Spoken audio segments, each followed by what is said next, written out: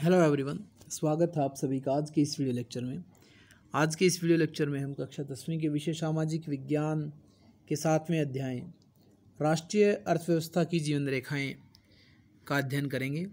और इस अध्याय में राष्ट्रीय अर्थव्यवस्था की जीवन रेखाएं, इसमें हम मुख्य तौर पर सड़क मार्ग, रेल मार्ग व पाइपलाइन मार्ग इनका मुख्य अध्ययन करेंगे।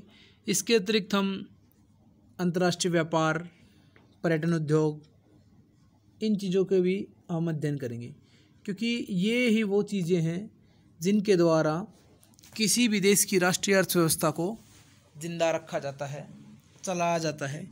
इसीलिए इनको राष्ट्रीय अर्थव्यवस्था की जीवन रेखाएं कहा गया है। अगर ये बंद हो गई तो राष्ट्र की अर्थव्यवस्था बिल्कुल ठप हो जाएगी। तो आइए शुरू करते हैं इस वीडियो लेक्चर को। सबसे पहले हम देखते हैं स्थल परिवहन के बारे में, और स्थल परिवहन में भी हम सड़क परिवहन की बात करेंगे। भारत विश्व के सर्वाधिक सड़क जाल वाले देशों में से एक है, और भारत में सड़क मार्ग अधिक होने के जो महत्वपूर्ण कारण हैं उनको हम एक बार देख लेते हैं।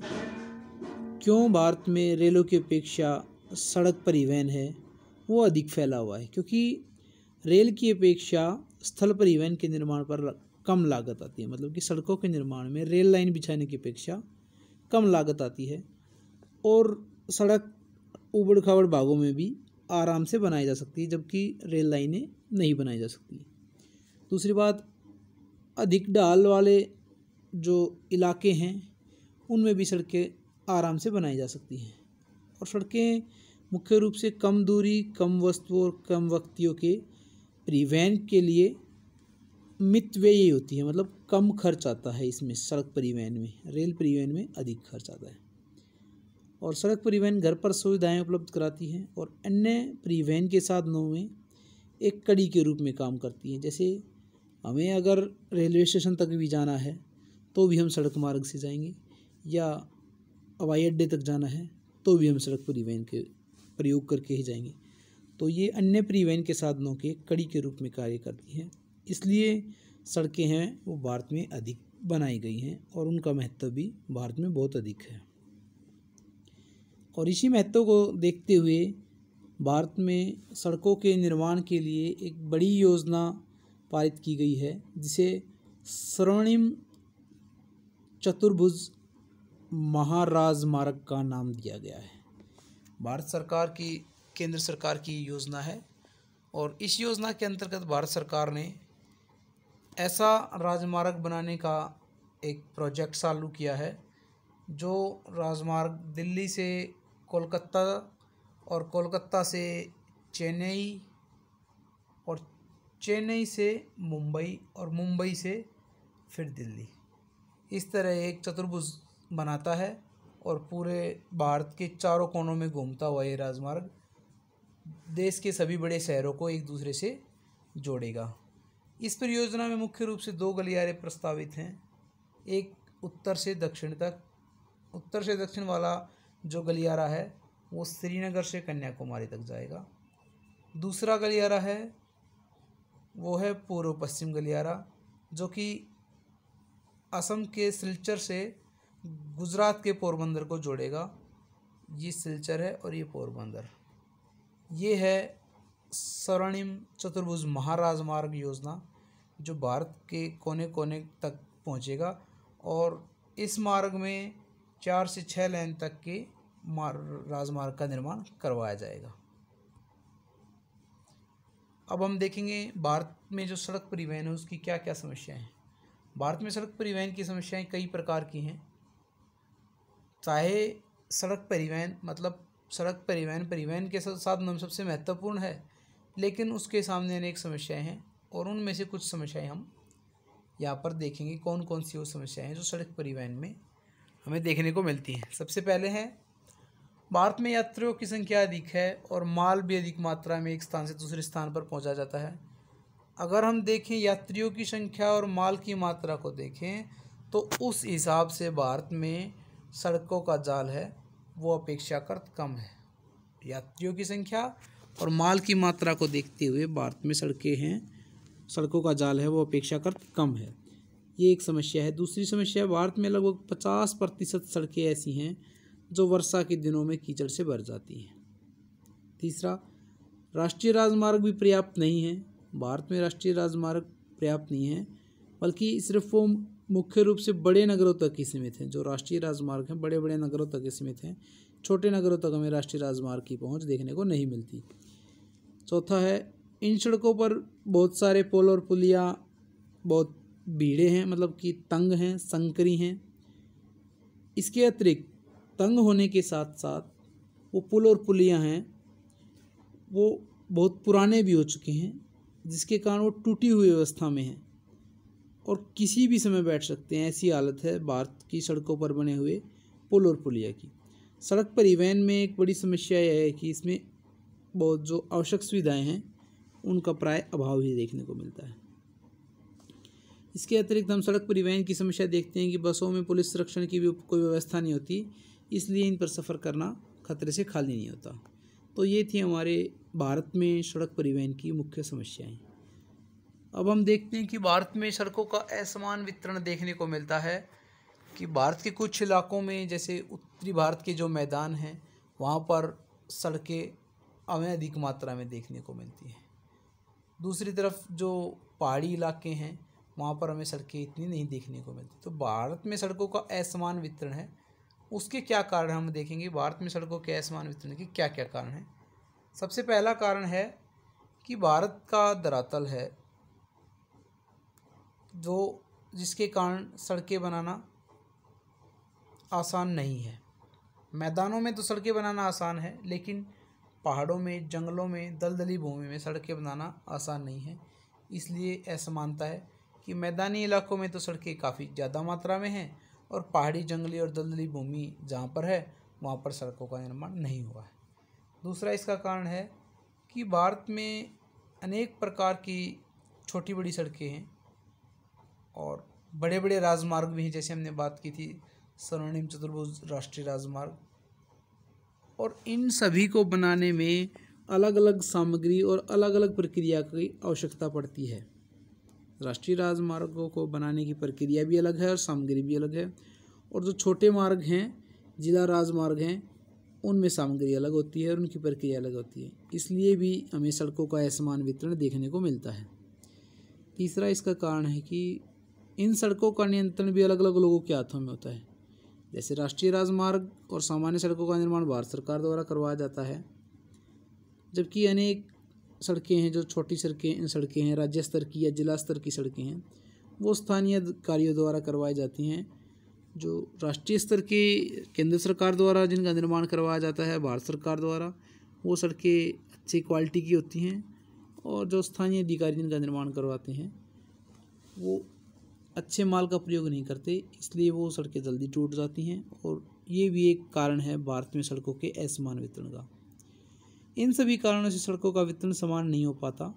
और 2007-08 के अनुसार सड़कों का घनत्व हमें देखा था, जम्मू कश्मीर में केवल 10.4 प्रति 100 वर्ग किलोमीटर था और वहीं उत्तर प्रदेश में 532 प्रति 100 वर्ग किलोमीटर था।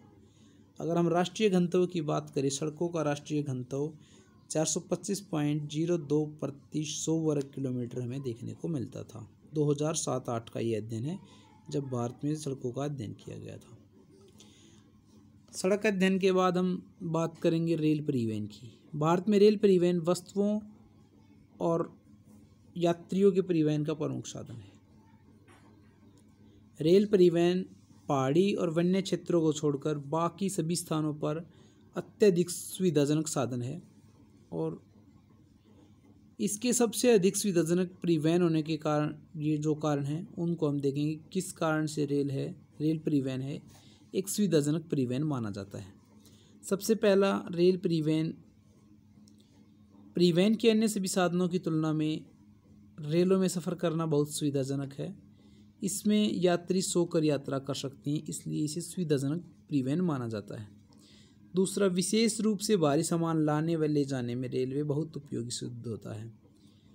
अन्य यातायात साधनों की अपेक्षा रेलवे भारी सामान को अधिक दूरस्थ क्षेत्रों तक ले जा सकती हैं। मतलब कि जो दूर दूर तक जब भारी माल पहुंचाना होता है तो उसमें सड़क परिवहन कामयाब नहीं है। रेल परिवहन के द्वारा ही भारी सामान को एक स्थान से दूर स्थान पर पहुंचाया जाता है। अगर 1980 में हम रेल मार्ग की कुल लंबाई देखें तो 61,000 किलोमीटर भारत में रेल मार्ग की कुल लंबाई थी। रेलों में सामान ढोने की क्षमता यातायात के अन्य सभी साधनों से बहुत अधिक है। इसलिए देश के अंदर ढोए जाने वाले कुल सामान का 4/5 भाग रेलों के द्वारा ढोया जाता है। मतलब कि पूरे देश में जो सामान एक स्थान से दूसरे स्थान पर पहुंचाया जाता है उसमें रेल की बहुत बड़ी भूमिका है। अब हम देखेंगे भारतीय रेल की समस्याएं। जैसे हमने पहले सड़क परिवहन की विशेषताएं जानी, सड़क परिवहन की कमियां जानी, उसी तरह अब हमने भारतीय रेल परिवहन की विशेषताएं जानी। अब हम रेल की समस्याएं जानेंगे। भारत में रेल परिवहन के वितरण को प्रभावित करने वाले कारकों में भू आकृतिक, आर्थिक और प्रशासकीय कारक प्रमुख हैं। इन कारणों से भारत के रेल का जो परिवहन का वितरण है वो प्रभावित होता है। जिस तरह हमने देखा था कि उत्तरी मैदानों में सड़क बनाना आसान है, उसी तरह उत्तरी मैदानों में रेल परिवहन का विकास भी हुआ है, क्योंकि मैदानों में लाइन बिछाना आसान है जबकि पहाड़ों, नदियों में पुलों का निर्माण करना मुश्किल है। इसलिए पहाड़ी इलाकों में या नदी वाले इलाकों में रेल परिवहन इतना विस्तृत नहीं है और मैदानी इलाकों में सड़क परिवहन भी और रेल परिवहन भी दोनों ही उनका काफ़ी ज़्यादा विकास हुआ है। तो भारतीय रेल की समस्याएं देखते हैं हम। सबसे पहली समस्या तो यही है कि निर्माण के समय रेल लाइन के लिए एक विशाल धनराशि की आवश्यकता होती है। दूसरी बात, विषम और नीचे क्षेत्रों में जहाँ पर ढलान की प्रवणता अधिक होती है रेल मार्ग आसानी से नहीं बनाए जा सकते। अधिक ढलान वाले स्थानों में रेल मार्ग का निर्माण करना मुश्किल होता है जबकि सड़क का निर्माण करना आसान होता है। भारतीय रेल की एक और समस्या यह है कि जो फल जैसे जो पदार्थ हैं जो जल्दी ख़राब हो जाते हैं, ऐसा सामान, फल की तरह जल्दी ख़राब होने वाला जो सामान है उसको ले जाने में रेल विशेष उपयोगी सिद्ध नहीं होती है। और रेल की एक अन्य समस्या यात्रियों के द्वारा भी उत्पन्न की जाती है, क्योंकि वो कई बार यात्री रेल में बिना टिकट की यात्रा करने का प्रयत्न करते हैं, जबकि कुछ अन्य चेन खींचकर गाड़ी को वहीं बिना काम के रोक देते हैं और इनके खिलाफ भी कोई खास कार्रवाई की नहीं जाती। और इन यात्रियों के कारण जो कि बिना कारणों की चेन खींच देते हैं, चैन खींच देते हैं, टिकट की यात्रा करते हैं, बिना टिकट की यात्रा करते हैं, ऐसी कार्रवाई से रेल के आने जाने में देरी हो जाती है। ये भारतीय रेल की एक अन्य समस्या है। रेल की एक और समस्या ये है कि जो पर्वतीय क्षेत्र हैं, दुर्लभ उच्चावच और विरल जनसंख्या, मतलब कि जनसंख्या का विस्तार वहाँ पर बहुत कम है, वहाँ पर रेलवे के निर्माण के लिए प्रतिकूल परिस्थितियाँ पैदा होती हैं। मतलब वहाँ पर रेलवे लाइन का निर्माण करना मुश्किल होता था। ये थी भारतीय रेल की समस्याएं।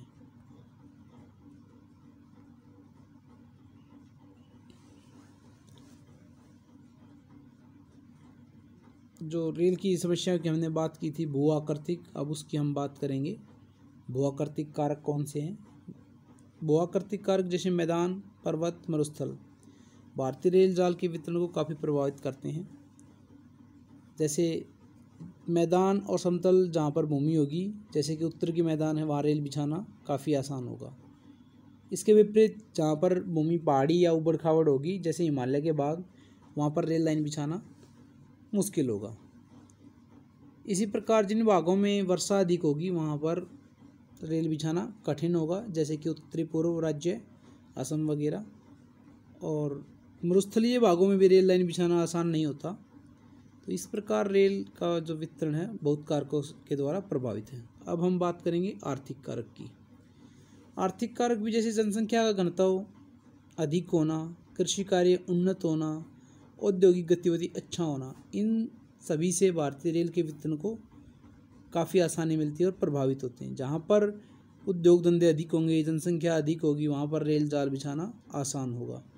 जबकि इसके विपरीत जहाँ पर जनसंख्या विरल है, उद्योग धंधे कम हैं, वहाँ पर रेलों की आवश्यकता अधिक नहीं होती, तो वहाँ पर रेल का हमें वितरण कम देखने को मिलेगा। भारतीय या राष्ट्रीय अर्थव्यवस्था की जो जीवन रेखाएं हैं उसमें तीसरा और जो महत्वपूर्ण है वो है पाइपलाइन। तो पाइपलाइन देखते हैं हम। भारत के परिवहन मानचित्र पर पाइपलाइन एक नया परिवहन साधन है। अपेक्षाकृत सड़क परिवहन और रेल परिवहन की अपेक्षा ये नया परिवहन का साधन है। और पाइपलाइन का प्रयोग मुख्य रूप से कच्चा तेल, पेट्रोल और तेल से प्राप्त उत्पाद और गैस परिवहन के काम आता है। मतलब कच्चा तेल एक स्थान से दूसरे स्थान पहुंचाना हो, पेट्रोल उत्पाद एक स्थान से दूसरे स्थान पर पहुंचाने हो, या गैस एक स्थान से दूसरे स्थान पर पहुंचाने हो तो पाइपलाइन का प्रयोग किया जाता है। लेकिन पाइपलाइन बिछाने की जो आरंभिक लागत है वो बहुत ज़्यादा है। शुरू में जब पाइपलाइन को बिछाया जाता है तो उस पर बहुत ज़्यादा खर्चा आता है, लेकिन इसका एक फ़ायदा ये है कि एक बार इसको बनाने के बाद इसके चलाने की लागत है वो न्यूनतम है, यानी कि न के बराबर है, बहुत ही कम है। तो भारत में पाइपलाइन के 3 प्रमुख जाल हमें देखने को मिलते हैं। पहला है असम के तेल क्षेत्रों से गुवाहाटी, बरौनी और इलाहाबाद से कानपुर तक पाइपलाइन। दूसरा है गुजरात में सलाया से विरमगांव, मथुरा, दिल्ली, पंजाब से जालंधर तक पाइपलाइन। और तीसरा है गुजरात में ही हजीरा, उत्तर प्रदेश, जगदीशपुर तक जाने वाली पाइपलाइन। ये भारत की प्रमुख 3 पाइपलाइन जाल हैं। अर्थव्यवस्था की जीवन रेखाओं में जैसे मैंने बात किया था, अंतर्राष्ट्रीय व्यापार का भी काफ़ी महत्व होता है। अंतर्राष्ट्रीय व्यापार से अभिप्राय है जब 2 देशों के बीच वस्तुओं का आदान प्रदान होता है तो उसे अंतर्राष्ट्रीय व्यापार कहा जाता है। और ये अंतर्राष्ट्रीय व्यापार किसी भी राष्ट्र का आर्थिक बैरोमीटर माना जा सकता है। और इसमें 2 मुख्य जो घटक हैं अंतर्राष्ट्रीय व्यापार में, एक आयात, एक निर्यात। ये दोनों व्यापार के मुख्य घटक हैं, आदान और प्रदान। अगर किसी देश का निर्यात मूल्य आयात मूल्य से अधिक हो तो उसे अनुकूल व्यापार संतुलन कहते हैं, और निर्यात की अपेक्षा आयात अधिक हो तो उसे असंतुलित व्यापार कहा जाता है। इसके बारे में आगे चलकर हम बात करेंगे एक बार डिटेल में। अब हम देखते हैं पर्यटन। इसको भी वर्तमान समय में आर्थिक जीवन रेखा, अर्थव्यवस्था की जीवन रेखा माना जाता है, क्योंकि भारत में पर्यटन उद्योग है, इसमें पिछले कुछ सालों में काफ़ी महत्वपूर्ण वृद्धि हुई है।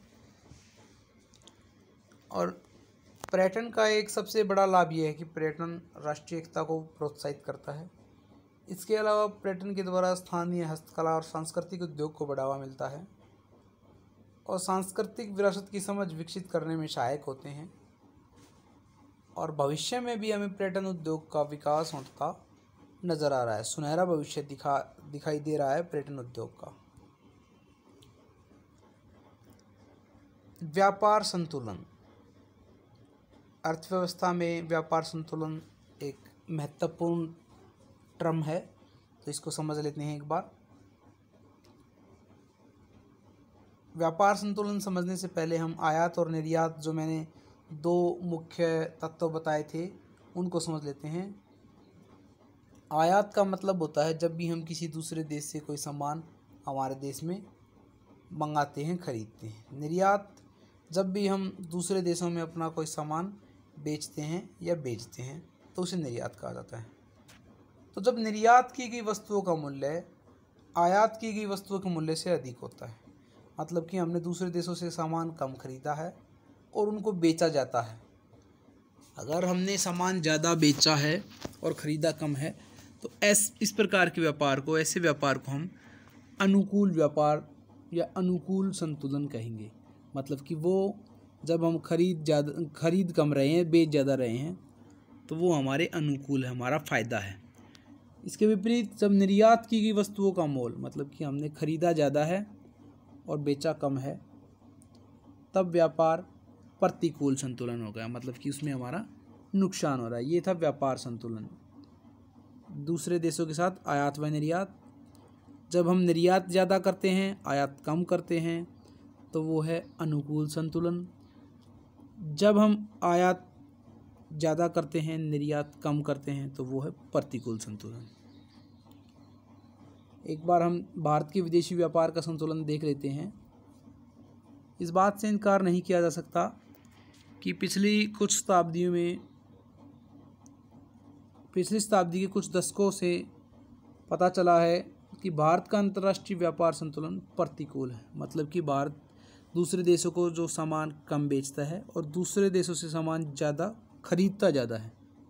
इस कारण से जो भारत का अंतर्राष्ट्रीय व्यापार संतुलन है वो प्रतिकूल है। उदाहरण के तौर पर सन 2000 में भारत का कुल विदेशी व्यापार 43 लाख करोड़ का हुआ